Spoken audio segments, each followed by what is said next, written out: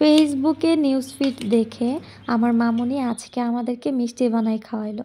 তো তার জন্য মামুনি দৌড়ে গিয়ে নিয়ে আসলো গুঁড়ো দুধের প্যাকেট। তো গুঁড়ো দুধের প্যাকেট থেকে যখন গুঁড়ো দুধ বের করতেছিল, আমার তো এখন হাতে নিয়ে একটু খেতেই হবে, নাহলে আবার আমার মন ভরবে না। তো এই গুঁড়ো দুধের মধ্যে দিয়ে দিল কতগুলো ময়দা, কয়েক চামচ। আমি কোনো পরিমাণ বলতে পারবো না, কারণ আমার মামুনিও কোনো পরিমাণ আমাকে বলে দেয় নাই, আর আমার তো ভালো আইডিয়াও নাই। তারপর ময়দার ভিতরে দিয়ে দিল একটু বেকিং সোডা, যেটাতে একটু ফুলে দেখেন দুইটার কালার হোয়াইট হইলেও একটু আলাদা আছে। তার ভিতরে দিয়ে দিল চিনি, তারপর আলাদা একটা পাতিলে চিনি শিরা করার জন্য দিয়ে দিল। এখানে লাগবে আমাদের 2টা ডিম।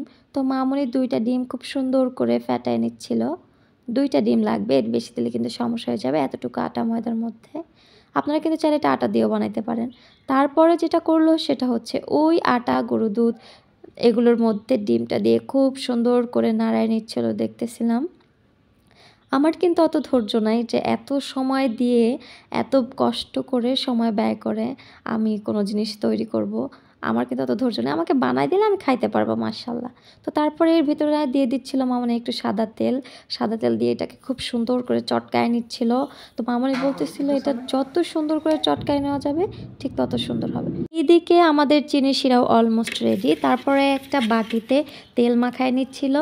আর এই যে মিশ্রণটা যেটা চটকায় নিছিল খুব ভালোভাবে, ওইটা কিন্তু প্রায় 2 ঘন্টার মতন একটা বাটিতে ঢাকনা দিয়ে চেপে রাখছিল। তো তারপর হাতে একটু তেল মাখায়া সুন্দর করে 2 হাতের মাঝখানে রেখে গোল গোল করে ঘুরায় নিলে এই যে আমাদের ছোট ছোট মিষ্টিগুলো কিন্তু রেডি হয়ে যাচ্ছিল। দেখেন কত সুন্দর, ছোট না এটা? এটা কিন্তু এখনও শেষ হয় নাই মিষ্টি বানানো। সবগুলো এভাবে বানিয়ে নেওয়ার পর মামনি অনেকগুলো তেল নিয়ে নিচ্ছিল একটা ফ্রাই প্যানে গরম করার জন্য। তো এদিকে তেলটাও গরম হয়ে গেছে কিনা আমরা চেক করতেছিলাম। তারপর মামনি একটা মিষ্টি দিয়ে চেক করলো যেটা হয়েছে কিনা। তারপর দেখে যে মিষ্টি দেওয়ার সাথে সাথে কেমন লাল লাল হয়ে যাচ্ছে।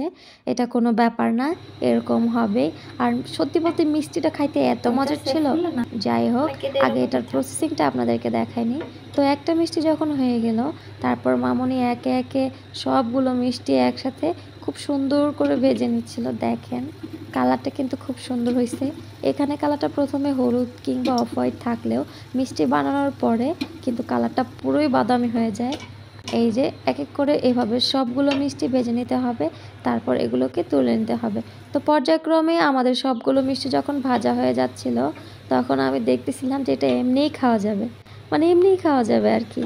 তো মামনি এদিকে সবগুলো মিষ্টি ভেজে নিচ্ছিল, আর আমি ওইদিকে দেখতেছিলাম যে শিরাটা রেডি হয়েছে নাকি। অলমোস্ট কিন্তু আমাদের শিরা রেডি হয়ে গেছে। এখন শুধু গরম গরম মিষ্টিগুলো ভেজে উঠাবে। খুব সুন্দর করে দেখেন মিষ্টিগুলো কিন্তু ফুলে গেছে, আর এগুলো কিন্তু ফুলে তেলের উপরে উঠে যায়। ঠিক সেই মুহূর্তে গরম গরম উঠে চিনির যে শিরাটা ছিল ওইটা মিষ্টির উপর দিয়ে দিছে। এটাকে এখন ওভারনাইট ভিজায় রাখতে হবে চিনির শিরার মধ্যে। মামনি বলেছিল যে ওনাদের দেশ শেরপুর, সেখানে নাকি প্রচুর মিষ্টি বানায়। তো উনি বলতেছিল এই মিষ্টিটা যত সময় ধরে শিরার ভিতরে ভিজায় রাখা হবে মিষ্টিটা নাকি তত পারফেক্টভাবে হয়ে যাবে।